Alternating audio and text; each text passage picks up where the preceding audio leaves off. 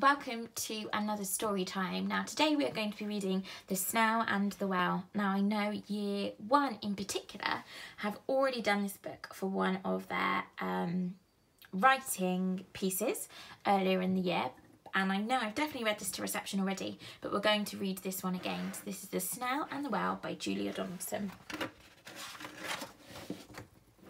This is the tale of a tiny snail and a great big grey-blue humpback whale.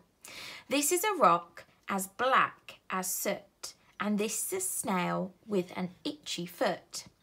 The sea snail slithered all over the rock and gazed at the sea and the ships in the dock.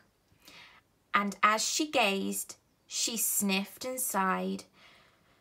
The sea is deep and the world is wide. How I long to sail, said the tiny snail. These are the other snails in the flock, who all stuck tight to the smooth black rock, and said to the snail with the itchy foot, "Be quiet, don't wriggle, sit still, stay put." But the tiny sea snail sighed and sniffed, then cried, "I've got it, I'll hitch a lift." This is the trail of the tiny snail, a silvery trail that looped and curled and said, "Lift wanted around the world."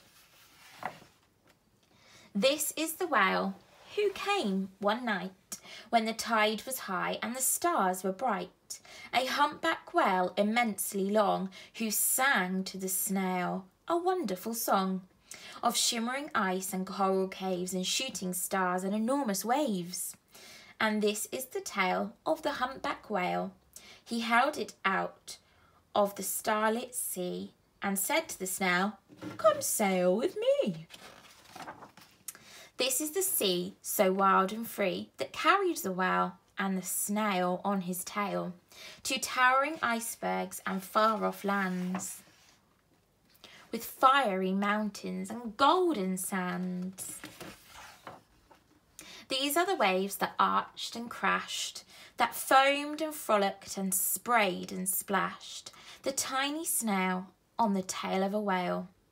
These are the caves beneath the waves, where stripy fish with feathery fins and sharks with hideous toothy grins swam around the whale and the snail on his tail.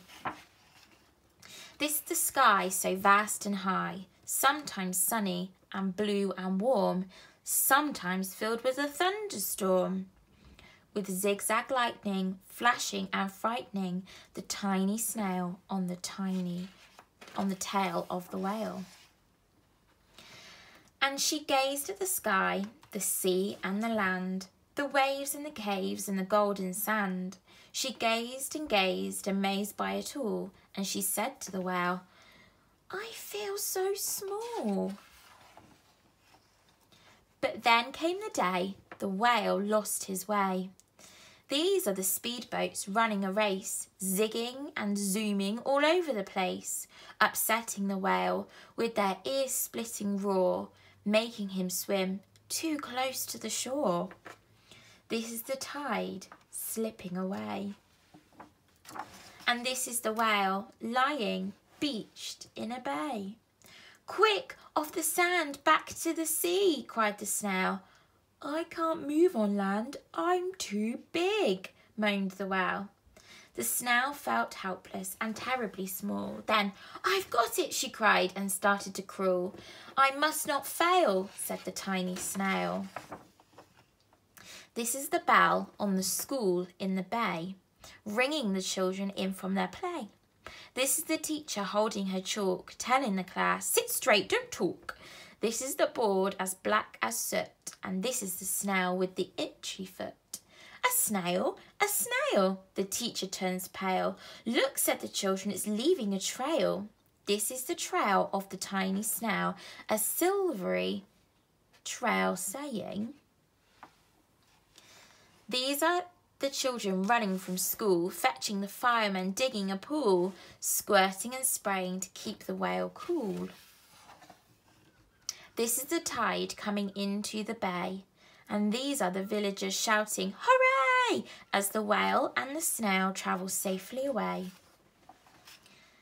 Back to the dock and the flock on the rock, who said, "How time's flown, and haven't you grown?"